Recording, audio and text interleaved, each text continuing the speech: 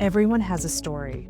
Welcome to In Her Words, a podcast from women in entertainment where female creatives and allies share their stories in their own words. This is a dedicated space centered on how to harness creativity for inspiring and impactful projects in the ever-changing landscape of entertainment. I'm Renee Rossi. I'm Gretchen McCourt. And this is In Her Words.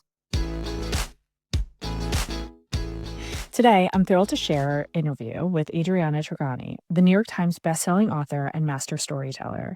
We're diving into her latest novel, The View from Lake Como, a vibrant tale of reinvention, family, and love set between the lively streets of Lake Como, New Jersey, and Italy's breathtaking shores. We hope you can squeeze this one in for the upcoming Labor Day weekend. Enjoy. Hello, women in entertainment. Hello, Adriana. How are you? Happy to meet you both. We are so excited about your new book. Oh, I'm so happy. Thank God. If you didn't like it, that would be sad. That would be an awkward conversation, wouldn't Very awkward. Indeed. Awkward. Okay. Tell me, is this true that you've been written a book a year for the last, how many years? 25. A book a year for 25. That's a lot. You've got the stories, you've got Not the to be difficult, grandparents, you've got the Italy, you've got the New York, you've got the stories. That is a crazy process. Well, you have to remember some of them, two of those are nonfiction. One of them was a children's picture book, which, by the way, is the most challenging.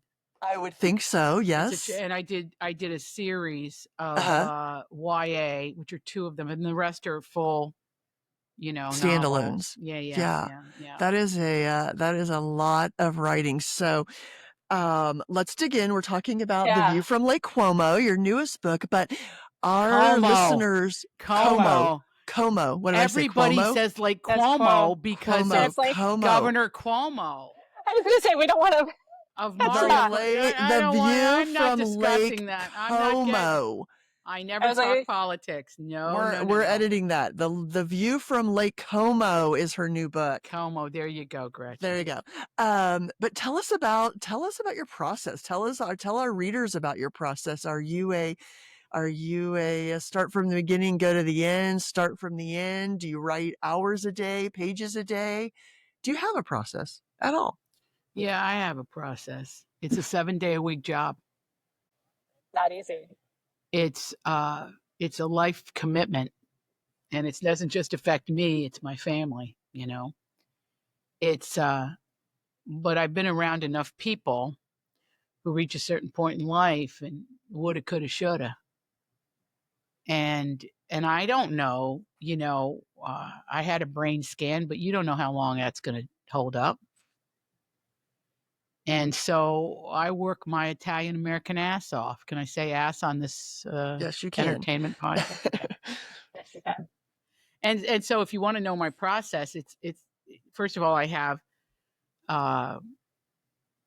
experts that I work with that are phenomenal here in my office, because now it isn't just about, and if you notice, I wrote 21, but there's three others in the pipeline. So it's technically 25, but I can't do it by myself. And my mother said to me really early on, before I had my daughter, she said, you got to have help. So we created, for 15 years, we have an internship program that we pay. And these are the best people you can find anywhere. And I said, no fancy schools, because I'm a working class person. And because the kids in the fancy schools get jobs before they get out of college. Nobody talks about that. The game is not even. And I'm from Appalachia, and I will be an Appalachian on the day that I die. And I care about that. I'm releasing this book, The View from Lake Como. When I say I, my publisher and I are releasing it during the Union holiday. I chose this week on purpose as an homage to the people I come from. So if you want to know my process, it's terror-based, because I grew up in economic uncertainty. And it is I'm driven by the art of it, not by the terror. some people, when they talk about writing, talk about being terrified about writing, but that's the part I love. I am protecting my career by working like this, and it's constantly changing. I mean, this social media is a circus, and you have to do it. Yeah. I'm not going to do it. I'm not going to look at it. I don't have time. But yet you have to provide it, and wouldn't you know that they want to see me talking. So it is more work, but it's okay. It's okay. Did I get off on the wrong foot there? I don't know.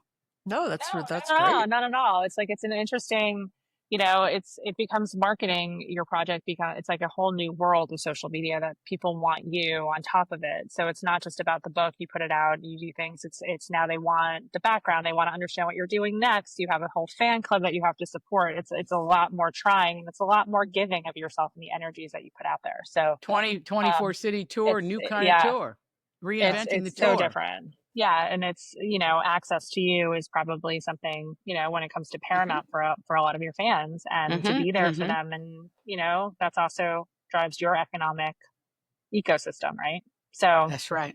That's a toll. That's a lot of energy to put into it. Well, it's not like it's a curse. I just want to be clear with folks, because last year I think we're changing as storytellers. And I don't even want to discuss AI, because I'm on the Authors Guild board and we're working on that. I worry about that with students, because there was nothing to me greater than the terror of having to come up with an idea. And the fact that you can access other people's work and then use it as your own is, in my mind, plagiarism. Now, having said that, is it a great tool? Can it find a tumor? Can it drive a car? But I am going to say outright why I'm in this, because when you're a writer, it's a journey of the soul. Yeah. And so far, they haven't recreated the human soul. They're going to be able to mimic it, but they will never copy it. So if you have a soul and you have a brain and an intellect, the tools, just because somebody hands you a knife doesn't mean you stab someone with it. Maybe you're going to cut vegetables to make your food. Maybe you're going to use it to cut wood to build a fire. So I'd like to see that conversation happen, but I'm concerned. I'm concerned now in our culture that the truth doesn't get through. And what is the truth? Well, you tell me. You tell me. And I want to say this too before we get into this book, because this book is about a woman who has to rebuild her life and the house that goes with it. And that's very dear and important to me. But what's also important to me is the conversation around women that constantly goes on. You have me on your podcast because you probably think I do all right, that maybe I know what I'm talking about. And I'm very concerned about the minute women have a movement or a moment, we're back in the basement again. It's happening again. They're saying we're not raised, that the boys are now lagging behind. And that's now the problem of women. Who's raising those boys? Who's raising them? Not the men. They help. But it's the woman. So now there's another thing we've done wrong in standing up for ourselves in all of these trials and all this stuff. Now we're leaving the boys behind. We don't leave the boys behind. Are you kidding me? Why don't you look at the crap you've created with these games and toys and women being decapitated and pornography readily available on the phone of a fourth grader? And then we'll have a conversation, boys, but not till then. I find this so presumptuous and so the ultimate in stupidity.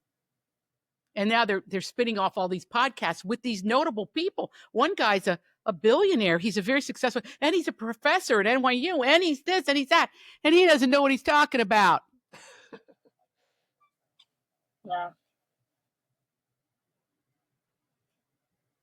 I guess you caught me at the right time after lunch, didn't you? I wrote a comedy and here I am. But I'm quite serious about this. I think that, or I believe that we pay a price every time we take it's like dancing, one step forward, two steps back every time. And I'm at a stage of my life where I see it differently now. I used to just hunker down and be the only girl in the room and do and hey, it's not like I'm that old. This is the 90s and the aughts and stuff. And it's like, what are you kidding me here? Something to think about. Adriana, when you started out, and writing, and you're so passionate about it, when you started out, did you always know you wanted to be a writer? It's like you put a lot of grit into, and you put the dedication in for 7 days a week. What does that really look like for you in terms of like how you started? Like, were you always encouraged to be a writer? Was this something that you, when you came out, did you always know you wanted to do this? Well, I knew I wanted to be a creator, an artist. I knew that pretty early. I wrote poetry. I have poetry here that no one will ever read, reams of it. But then I realized that poetry for me was a starting point into storytelling and dialogue. The well-crafted play. I'm a playwright. Started out as a dramatist. I still consider myself a dramatist. And I became a novelist after working as a dramatist for many years.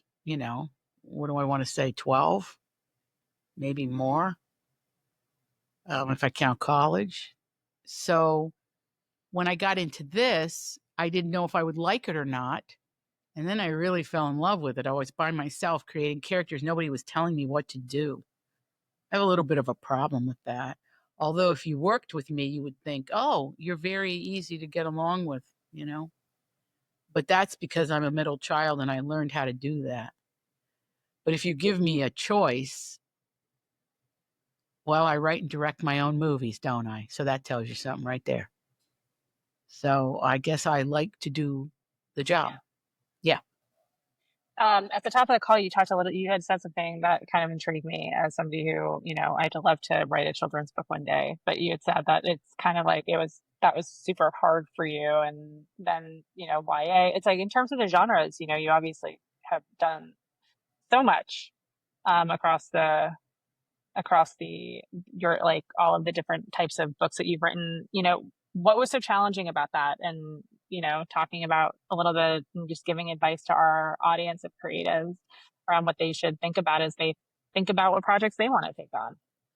Well, when I'm writing a novel, I picture one reader and I write it for her. Children's book, that weighed on my soul in a big way because I pictured every mother and every father curled up in bed with the kid reading to them at night. So I had to consider that. I had to consider who it was for. And then my editor, who's quite brilliant, Tamar Brazes, she's at Viking. She chose the artist. She gave me choices, and this Amy June Bates, who's quite brilliant, was sort of the match for the story. What most folks don't know is you don't submit the drawings and the prose. You pitch the prose and submit the prose. You don't do the drawings. The publisher chooses the artist. And do you know I've never met her? It's just the industry standard that you don't meet the illustrator. Yeah.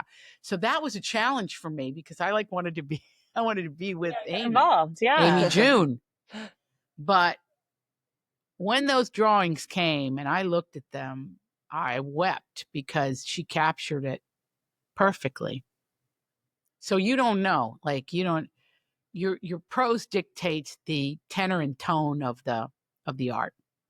So that meant collaboration, which is like when I make a movie or write a television show, it's a collaborative effort. And that's a different headspace from writing a novel. A novel is you in the dark, alone. So that's a different way of doing things. for the YA, moving up to YA and doing a little bit more longer form, but for a different audience? What did that look like for you? Well, my daughter was entering those years, and I wanted to leave something to her. I don't know if she's read them. I'm that mother. I say I'm a pretty strict mother, but I'm also very, Yeah. I'm not going to make her, when she came running home from school once, this was hilarious. People would ask her what I did, and she says, my mother wears her pajamas all day, drinks coffee, and cries. That's how she described my job. I was like, oh God, that's bad. And at that time I was in the laundry room. I wrote 18 books in my laundry room. And that's how she saw me.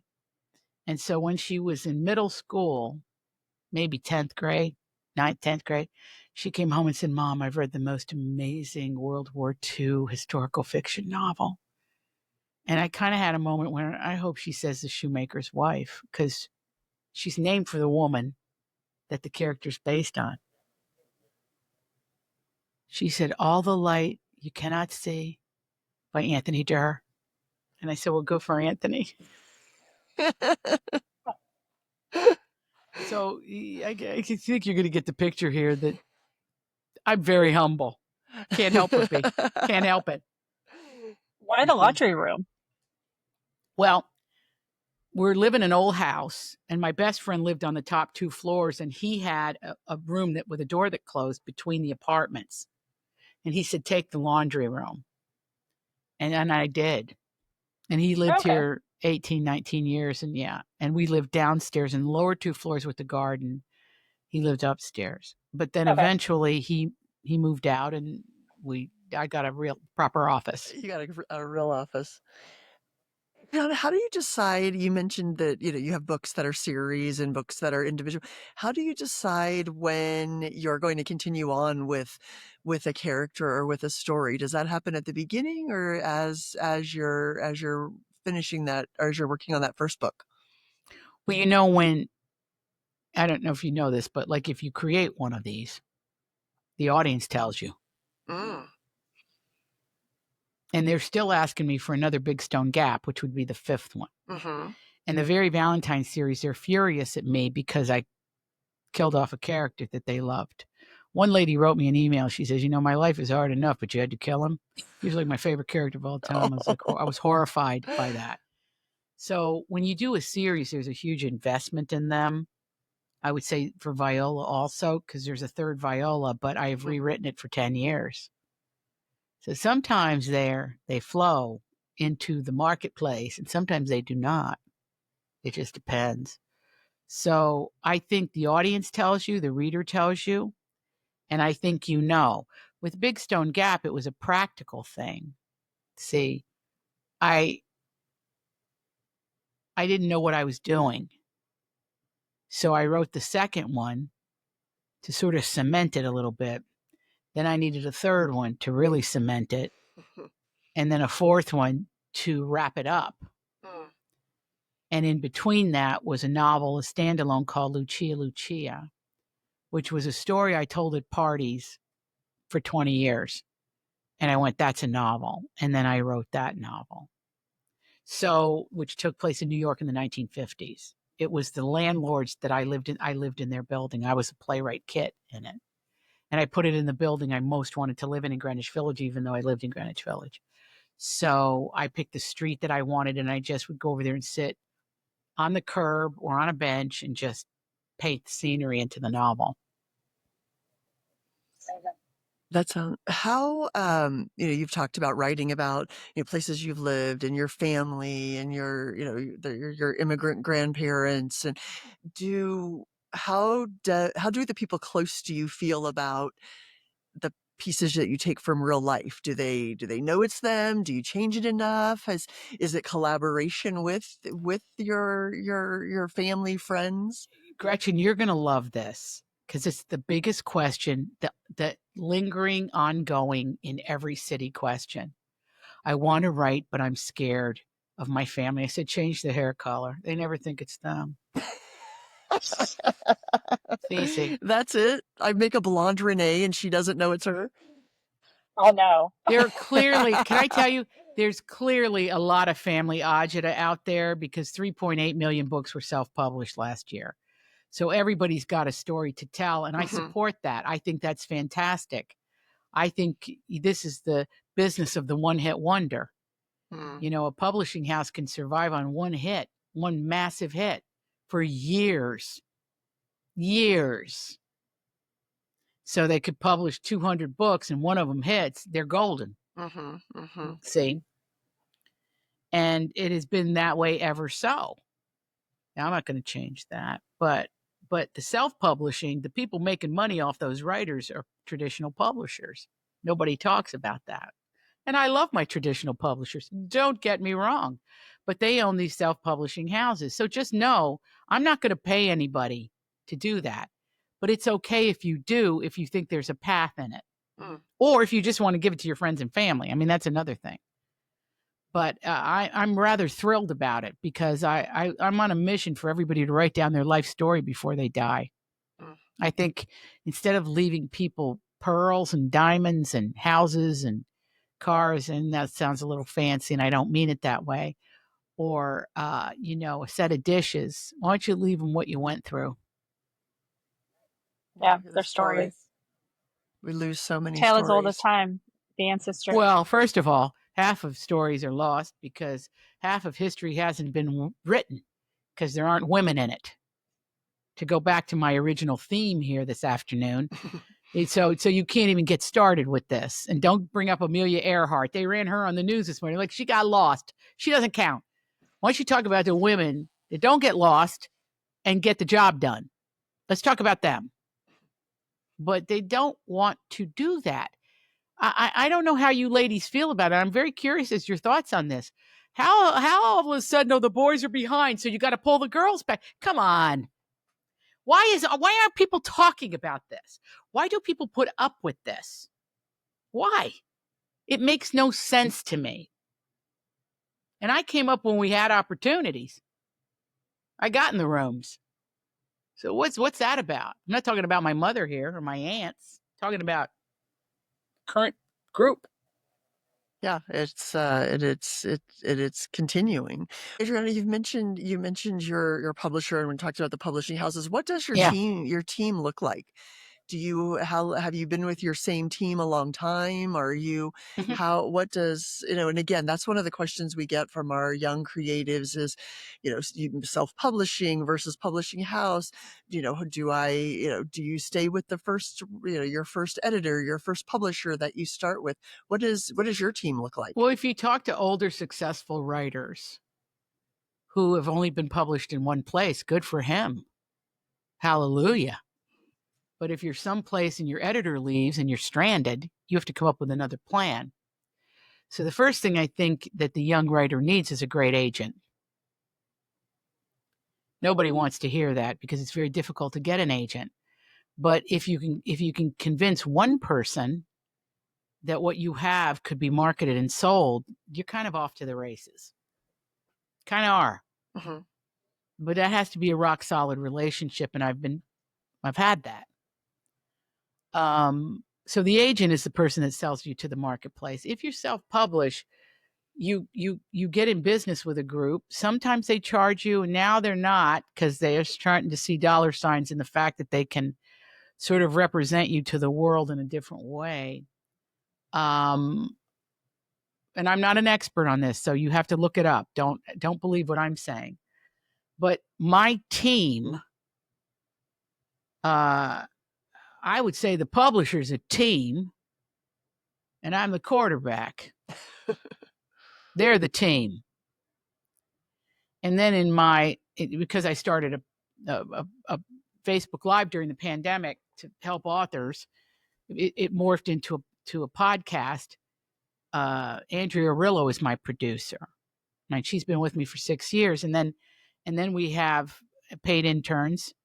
And that's where you really find the great talents of the future. So I encourage everybody to pay your interns and hire them and bring them in and start working with them. And you'll watch things really happen. Now, so at the publishing house, there's marketing, publicity. The most important person is your editor and your publisher. Do they see the world the way you do? Do they work their asses off for you? It's a very complex situation because they've shredded sales forces, although where I am, it has an incredibly great sales force. I know the business inside and out now. So you can't, and a lot of people don't want to know things. I'm not that person. Tell me. Doctor, have I got it or not? Tell me. I'm that person. I'm also a denialist, which is great because if you tell me bad news, it kind of doesn't set on me. But you have to understand the way things work in order to get the system to work for you and your creative life. So become an expert in that. Understand it, work with it, and then the right people will gravitate towards you. That's great advice. That is great advice. Do you like still going on? Do you like going on book tours? Do you like meeting? I better. Well, I know you do it, but do you enjoy it? Do you enjoy meeting the fans? Well, you know what I'm doing on time? Yeah, of course. Okay, good.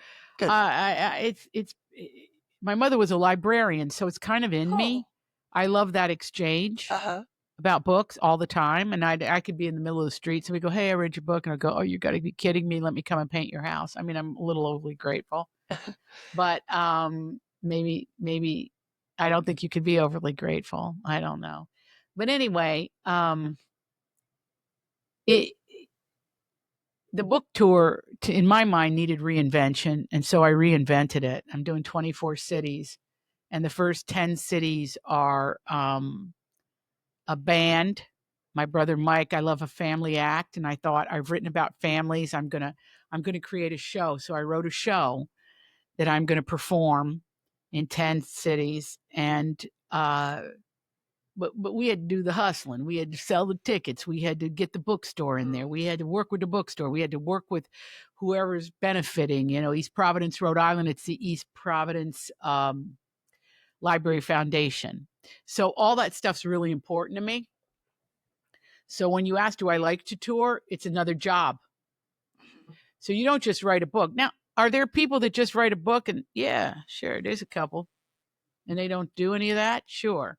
I was a little chagrined this summer to see authorless book signings, but whatever helps our bookstores, which means the author doesn't show up, but they have some signed books. And show up. Yeah. Show up, you big superstars. Show up. It means something to people. It means something. Absolutely does. But good luck to them. Check in 5 years. I've had a couple authors do the stickers, and I'm like, you can't get everywhere. You're one person. I know. So sometimes you have to do that. Okay. So I'm not knocking any of that. What I'm saying is, has the effort been made? Yeah. But when I see a big author do 2 or 3 events, or I don't want to get into that. It's okay. Yeah. Everybody's different. You just do it the way you want to do it. It's none of my business. I love to hear, though, authors still on book tours and I know there's the pressure of the podcasts in between and the different things, but being able to, to still do that. But yeah, talk to people, read, do that book tour when books come out. So the view from Lake Como, tell us about Como. Oh my God, I said it again. Como, the view from Lake Como. And I'm not even a New Yorker. Why am I saying it?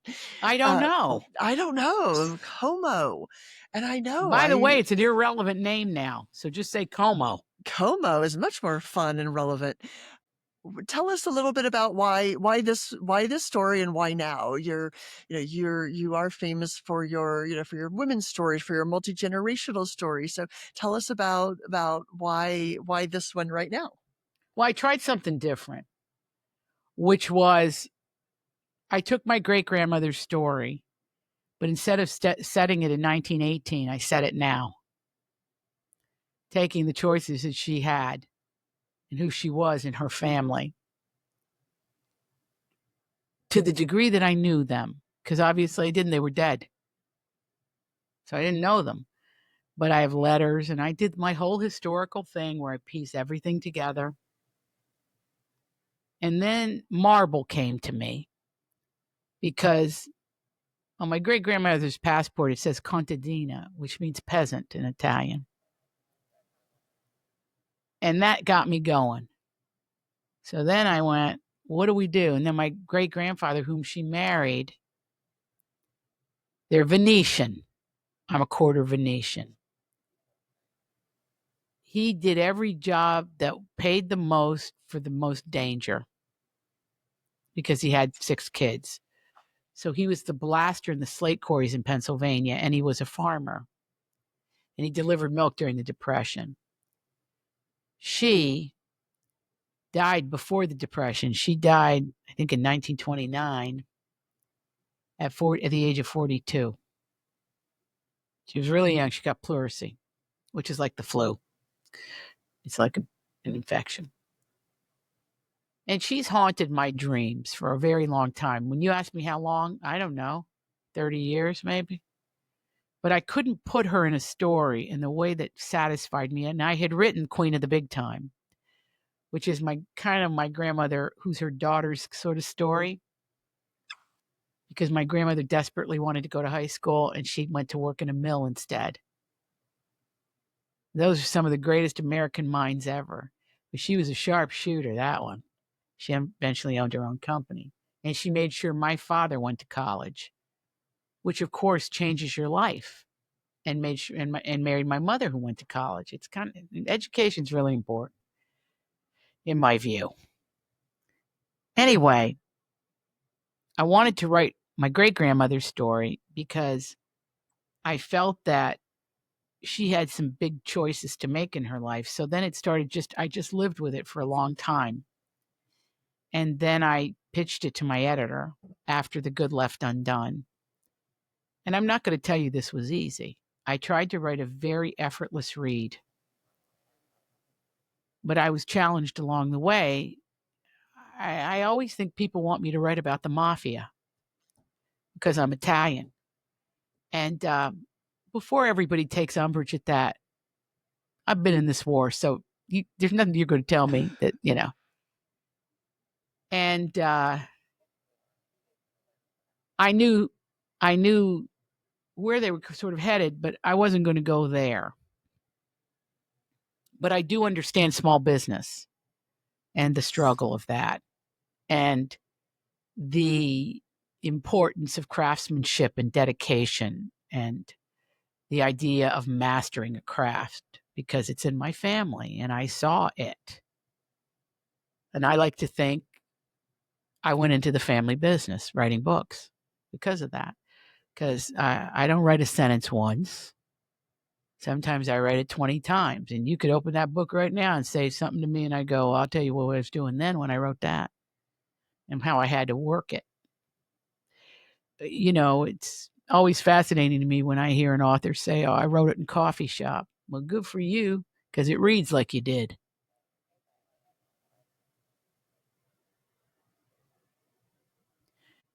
All of the genres that they put out and how they market you and everything, it makes me laugh.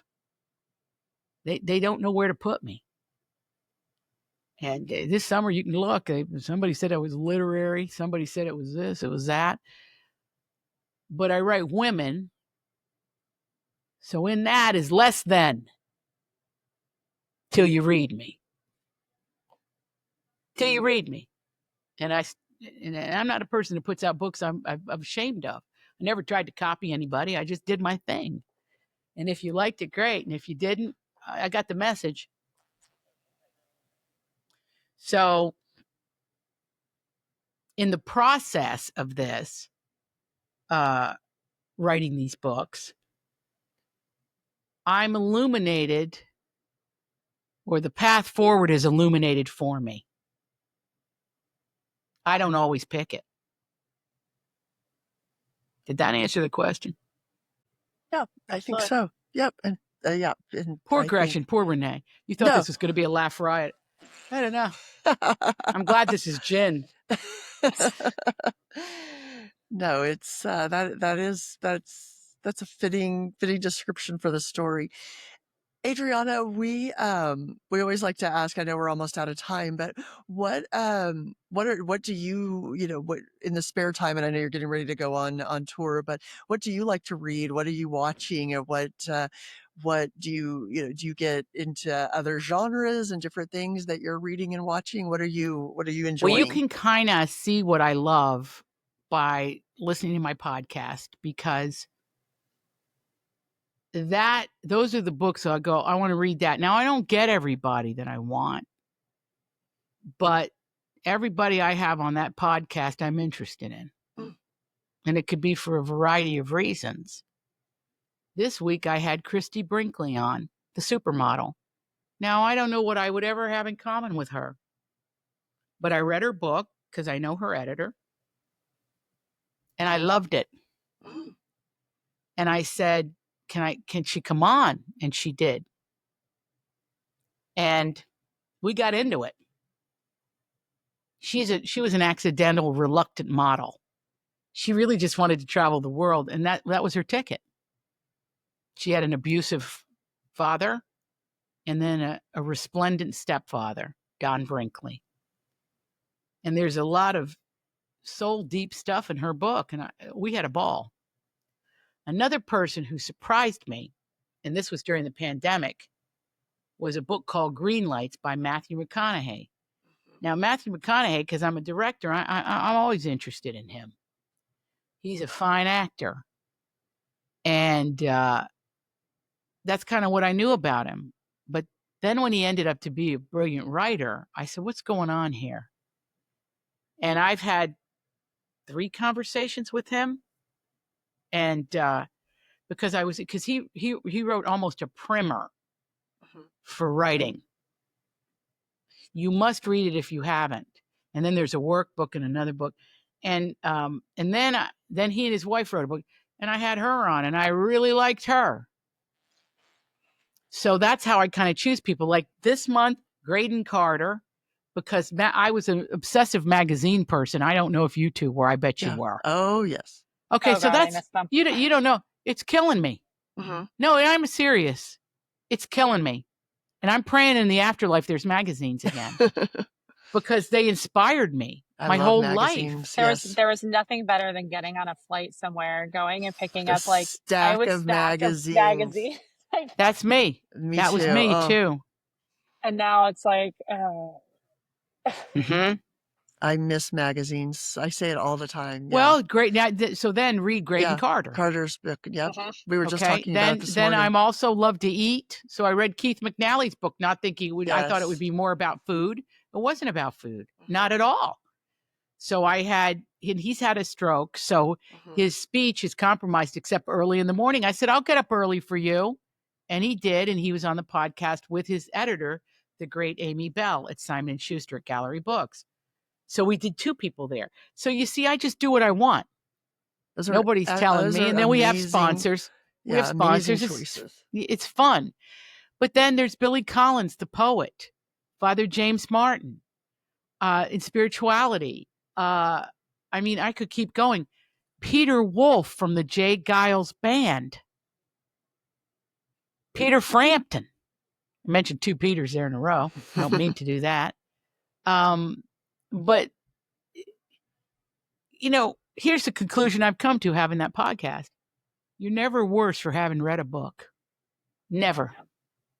And something so interesting in all of them. I can go to a movie. I can go to a movie and be elevated to the highest planes or feel filthy dirty. I can watch a television show and go, that was a waste of an hour. I just watched a movie that hits every chime for me in art. And it was My Mom Jane, Mariska Hargitay's. And it was a phenom. Now, had she written that as a book, I don't know if it would pack the same wallop. I think hopefully there will be a book, but I'm on fire about that because it's great. So Renee, Gretchen, here, I don't know how you do it, but how I do it, I got to be in love a little bit and be desperate. I tried for 4 years to get Barbra Streisand. And of course, I read that book immediately. Barbara Streisand. Read the book, couldn't get her. Now she's one. I wanted to talk to Pope Francis. I didn't get to. He died. So you see, and I read his book. So the reading is always the way in to the person. You've read my book, so now you know me. Yeah. See? Oh, and then it's kind of it's almost a shorthand. You're never worse for reading. Never. It's the best. I don't care if it's a manual about how to install bird feed in a bird feeder. You are better for having read it, because a writer had to figure out how to instruct you to fill that bird feeder. So you had an idea, you have an end goal, and you have a vision.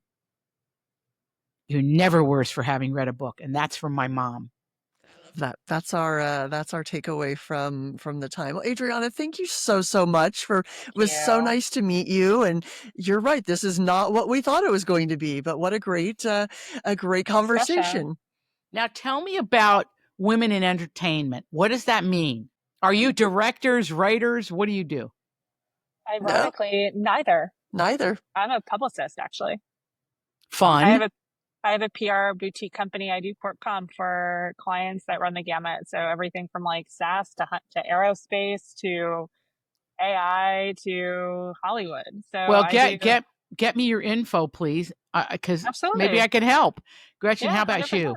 And my whole world has been theatrical exhibition. I ran movie theaters, AMC, ArcLight. Renee and I met. She was doing my publicity. I know ArcLight. Running ArcLight. I was the AOR for it. And she was doing that's how we met. And we started a women's summit to just really talk about topics while I was still at ArcLight. And that was 10 years ago. And we started then, wanting to we'd have these big day summits and you could only get into so much conversation. Wow. So we wanted to start we started doing salon dinners. We started doing a podcast. And honestly, there was really a space to talk to female authors.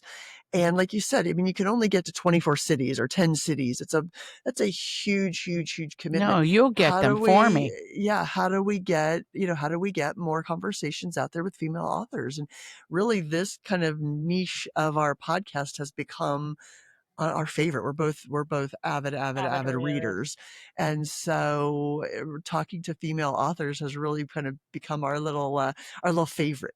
Well, how do you think The View from Lake Como is going to do? I think it's going to be great. It's going to do amazing. Well, thank you. That makes me feel better. Enjoy your book tour, and I hope you can come see me. You're in New York. I'm in New York, yeah. Where are you, Gretchen? Kansas City. I'm not coming there this time, but I'm coming to Traverse City, Michigan. That's still far from you. Yeah, that's far. Are you coming to St. Louis? Not this Omaha, time. I went last time.